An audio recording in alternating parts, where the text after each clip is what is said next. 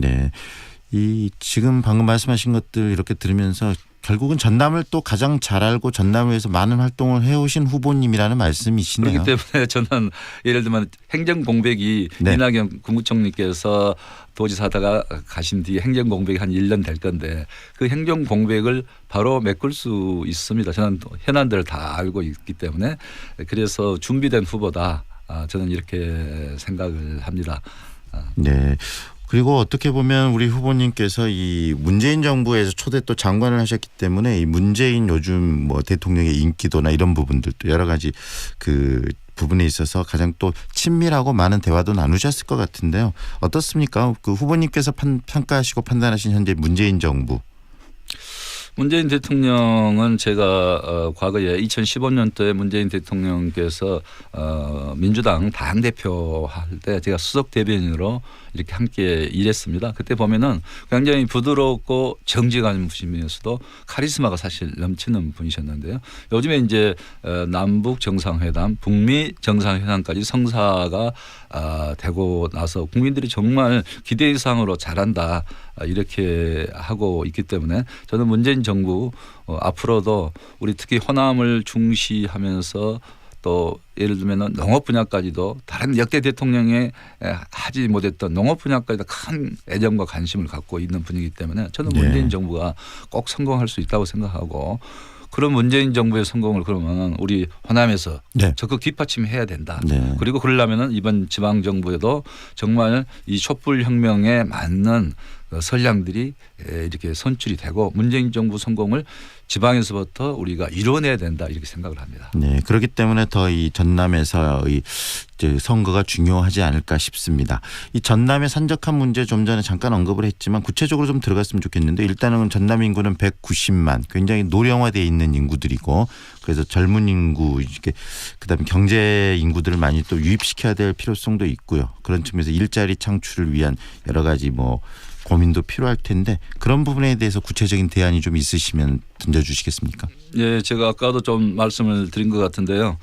우리 이제 동북권의 신산업, 에너지 산업, 또 바이오 산업 이런 부분들을 크게 일으켜서 일자리 창출도 하고요. 네. 그리고 이제 우리 지역은 그 아까 말씀드린 대로 농수축산업의 강점이 있기 때문에 그런 생명산업 벨트로 육성을 해서 하고 또 우리 지역이 체험형 관광이랄지 또 휴양형 관광 우리 전남, 호남 하면은 포근한 어머니 같은 그런 데 아닙니까? 그렇기 때문에 그런 관광의 중심지로 개발도 해서 우리가 일자리도 창출하고 지역도 경제도 활성화시킬 수 있고 여러 가지가 많이 있습니다마는 또 우리 이 아름다운 섬도 가지고 있잖아요. 세계적인 섬.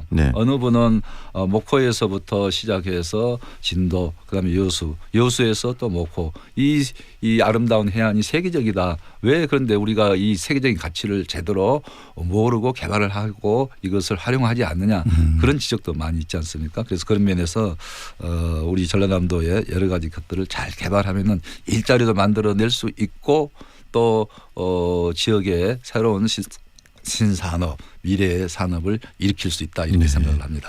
지금 동북권이 어떻게 보면 전라남도의 산업적인 어떤 기반이 또 되는 곳이기도 한데요.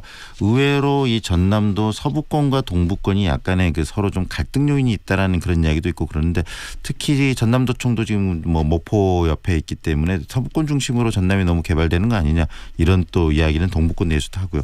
그런 부분들에 대해서도 좀 이야기를 들으셨을 텐데 어떻게 생각하시나요? 그 부분은 사실은 그렇게 뭐 심각한 문제는 전혀 아닌데요. 정치권에서 그런 부분을 활용하고 있는 거 아니냐 이렇게 생각이 되고요. 동북권은 동북권대로 우리 사실 대한민국의 산업의 중심지 역할을 하고 있기 때문에 저는 동북권이 앞으로도 그런 역할을 할 수 있다고 보고요.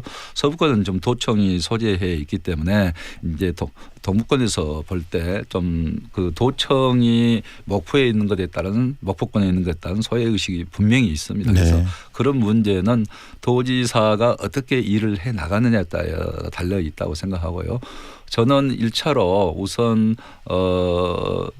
동북권의 도지사가 많이 상주를 해야 된다. 네. 일도 직무도 최소한 반절은 동북권에서 볼 수 있어야 된다. 말로는 할 수 있는데 실천이 어렵기 때문에 안 믿습니다. 사실은. 그런데 반드시 그렇게 해야 된다고 보고요. 네.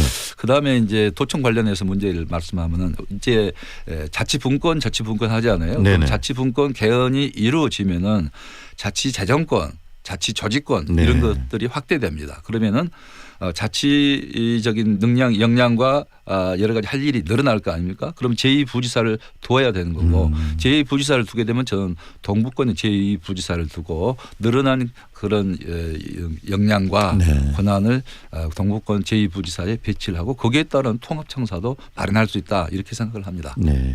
그리고 지금 전남 인구가 190만, 광주가 한 140만 정도 되는데요. 실질적으로 뭐 전남과 광주가 따로 있는 거 아니겠습니까? 그렇죠. 나주 혁신도시도 지금 뭐 그 전남과 광주의 이 저기 중간 지점에 있는 것이고 함께 유기적으로 이 전남 발전을 그리고 호남 발전을 위해서 좀 활동하시는 그런 그것도 굉장히 소통, 뭐 융합도 필요하실 것 같은데요. 그런 부분에 대해서는 어떻게 답하시겠습니까? 광주 전남은 한 몸입니다. 사실상 한 몸이기 때문에 자치단체는 광역으로는 분리가 돼 있어 한 몸인데요.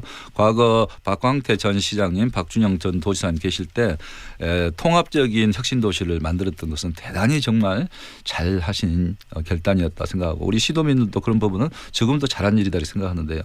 그래서 이제 혁신도시를 중심으로 해서 광주 전남이 이렇게 서로 연계했듯이 앞으로 미래 전략 산업, 교육, 의료 네. 이런 부분에서도 상호 연계해서 발전이 이루어져야 된다. 그런 면에서 저는 도지사가 되면은 전남만의 문제가 아니고 광주와 상생하는 그런 시도 간의 상생 협의회를 적극적으로 서로 활용을 하고 소통의 기회를 많이 확대해야 된다. 저는 이렇게 생각을 합니다. 네. 더불어서 지금 뭐 이 공항 이전, 예. 그다음에 광주공항 이전 문제, 그다음에 또 뭐 에너지밸리 산업, 그다음에 또 이 한전공대 이런 문제 유치를 어디다 하느냐 이런 문제를 가지고도 뭐 광주와 전남이 서로 그 머리를 맞댈 부분들이 많으실 텐데요. 그런 부분에 대해서도 앞으로 많이 풀어가실 그 숙제 아니시겠습니까? 저는 과거에 행정부에서 일할 때 국회에서 일할 때 문제 해결 능력을 가지고 있다고 생각합니다.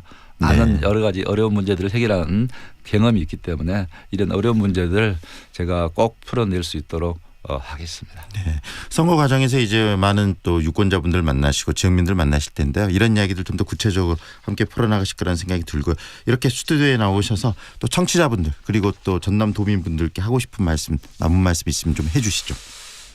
지금 마무리 말씀일까요? 네네. 이제 예를 들면은 대통령께서 일하고 일 잘하고 열심히 하고 있는 농식품부 장관을 이렇게 출마를 허용을 하셨는데요. 저는 그런 부분은 결국은 농식품부 장관은 국무위원이기 때문에 사실은 함부로 그렇게 할 수 없는 자리임에도 불구하고 전라남도가 굉장히 중요하고 전라남도 발전이 중요하고 전라남도가 민주당의 뿌리이기 때문에 결국은 김영록이 가서 일해야 되지 않겠느냐 이렇게 판단을 하시고 회의 허락을 해 주신 것으로 이렇게 생각을 합니다. 그래서 네. 이제는 저 김영록이는 언제든지 대통령님께 우리 전남 문제를 건의할 수도 있고 또 이낙연 총리 계시죠. 경제부총리 김동연 경제부총리 제가 쌀값 문제로 다투고 했습니다만 네. 쌀값을 사실 올라갈 수 있도록 경제부총리하고 해낸 거거든요. 경제부총리 이제는 저하고 사이가 좋아졌습니다. 언제든지 같이 이야기할 수 있고 김현미 국토부 장관 저하고 의정생활할 때 바로 옆자리에 앉아서 있습니다. 네. 국토부 장관하고 우리 지역 SOC 문제 풀어갈 수 있고 그래서 대통령께서 결국은 대통령이 모든 전남 문제를 애정을 갖고 있지만 다 챙길 수 없기 때문에 네. 김영록이 가서 하면 된 것 아니냐 이렇게 생각하시고 허용을 한 거 아니냐 저는 이렇게 생각하고 네. 문재인 정부에서 힘 있는 도지사 후보로서 열심히 뛰어서 우리 도민께 봉사를 하도록 하겠습니다. 네. 이렇게 바쁘신데 직접 또 스튜디오에 나와주셔서 감사합니다. 감사합니다. 지금까지 더불어민주당 전라남도지사 김영록 예비후보와 함께했고요. 내일 이 시간에는 전 전라남도 교육청 교육감을 지낸 장만채 예비후보 만나보도록 하겠습니다.